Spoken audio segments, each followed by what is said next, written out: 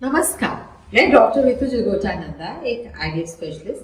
आज हम बात करेंगे what is the time to pregnancy in IVF. बहुत सारे पेशेंट्स के जहन में ये बात रहती है कि अगर हमको इंडिया आना है, जो लोग बाहर से आते हैं, कि हमें कितना समय चाहिए, कितना समय लगेगा हमें अपना आईवीएफ ट्रीटमेंट करने के लिए।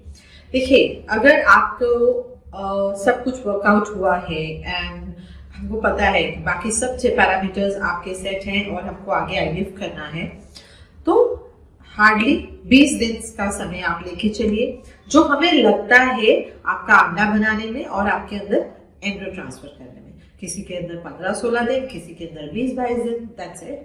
बट ये जानने के लिए जब हमने आपका ट्रीटमेंट स्टिमुलेशन शुरू किया, फिर एम्ब्रियो ट्रांसफर किया और जब हमने उसको टेस्ट किया, ये सारे गति को आप लेके चलिए। एटलीस्ट आपके पास 40 डेज का समय होना चाहिए, अगर आप ये जान के भी जानना चाहते हैं कि क्या हमारी प्रेगनेंसी ग्रो कर रही है कि नहीं कर रही है।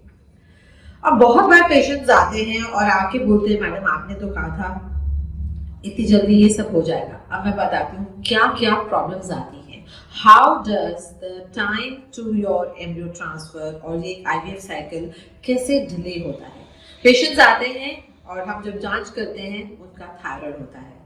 कई बार, अभी रिसेंटली पेशेंट था, उसका TSH was 28 और हमको उसकी स्टिमुलेशन शुरू करनी थी।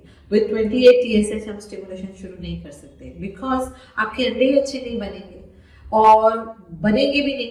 जो थायराइड होता है ये बहुत इंपॉर्टेंट ग्लैंड है, मैंने बहुत बार बोला है, कई वीडियोस में बोला है। तो इसको बिल्कुल भी आप, कई बार पेशेंट्स क्या करते हैं, उनको पूछा, ये पेशेंट को पूछा आपने थायराइड की दवाई नहीं खाते? हाँ, पहले जहां से ट्रीटमेंट लिया खाते थे, अब मैंने बंद कर दी। ऐसा नहीं कर सकते आप। अगर आपका डॉक्टर जब बोल रहा है कि दवाई आपको खानी है, आपको बंद नहीं करनी है।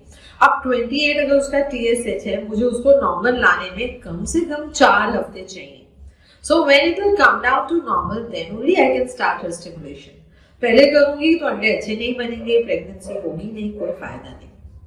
कई बार ऐसे पेशेंट्स होते हैं जिनके अंदर ज्यादा अंडे बनते हैं, PCOS भी होते हैं, नॉन PCOS भी हाइपर रिस्पॉन्डर्स होते हैं, जिनके अंदर मान लो हम बनाना तो 10-12 चाहते हैं पर बन जाते हैं 20-22 अंडे बन जाते हैं।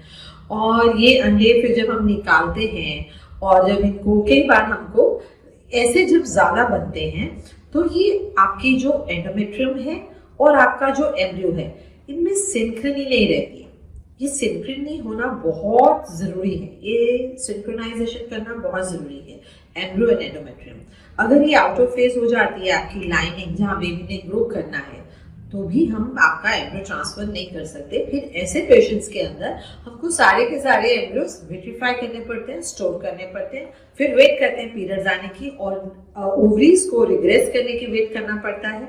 एंड देन वी स्टार्ट, आपका लाइनिंग बनाते हैं और फिर आपका एम्ब्रियो ट्रांसफर होता है। सो ऐसे कई चीजें होते हैं। अब there was another patient, उसको भी आईवीएफ कराना था। सो जब हमारी बात हुई तो दे प्लान्ड एंड केम।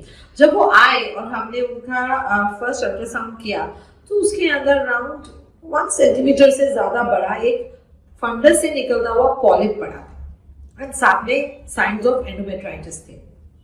अब ऐसे पेशेंट के अंदर I can not do an embryo transfer. Yes, I can, मैं आपके एम्ब्रियोस हम बना सकते हैं, उनको स्टोर कर सकते हैं, फिर इसको निकाल के either way how the program fits. हम सबसे पहले, अगर हमारे पास समय है, सबसे पहले हम पॉलिप निकाल सकते हैं and treat you along with endometritis को ट्रीट करते हुए हम पॉलिप निकालते हैं and then we plan your stimulation protocol.